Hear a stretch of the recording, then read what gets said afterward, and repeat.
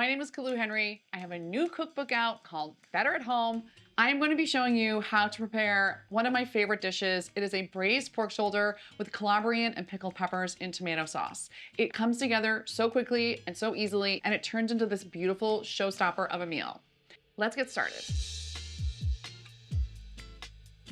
First things first, we're salting our pork. We're salting our pork. It's a boneless pork shoulder. And this one has a beautiful fat cap. We want to make sure that we're salting the pork all over the meat. I use about a teaspoon of kosher salt per pound.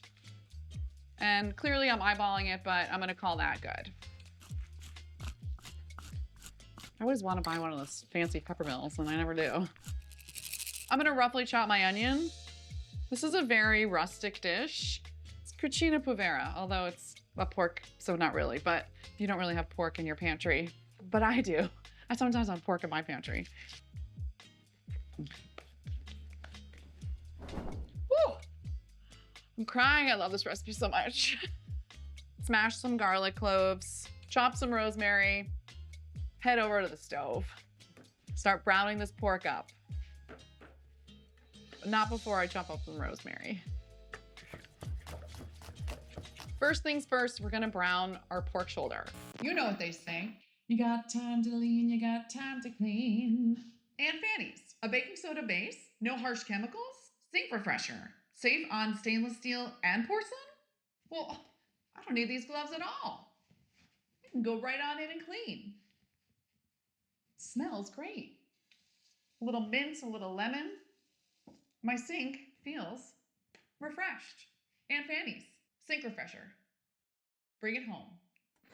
I have a number of different pork shoulder recipes. Some I brown the pork beforehand and some I don't. I've chosen to brown it in this case because it's just gonna give the dish more flavor. We're gonna get a nice crusty golden brown on the fat cap and all over the sides of the pork. Really take your time with this. You don't want to rush this process. It probably will take about 15 minutes or so because this is really the base of your braise. This is looking really great.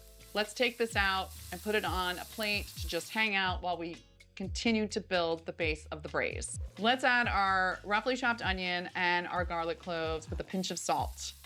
I like to add in salt as I go. Every time you add something or introduce something new to the pan, add a little bit of kosher salt. It just continues to build on the flavor. Stir that around. Now let's add our tomato paste and let that toast for about a minute or so.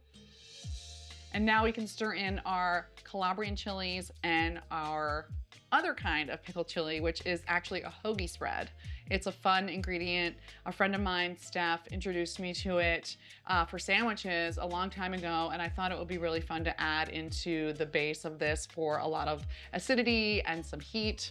Obviously, the Calabrian chilies do something similar, so you don't have to add it, but it's kind of a nice and fun thing to do. Last but not least, our passata. This is just a very silky, smooth tomato sauce. I also like to add in a little bit of water at this point. It also helps with the cleaning out of the bottle. We're gonna bring this to a simmer, add the pork back in, make sure everything is bubbling along really nicely. We're gonna cover it, put it into the oven at 350, and we're gonna literally walk away for about 3 to 3.5 hours.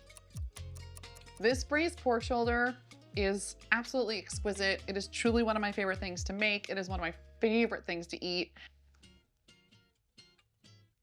If that is not cozy, I don't know what is. For more recipes like these, check out Better at Home, available now. I am off to do some dishes.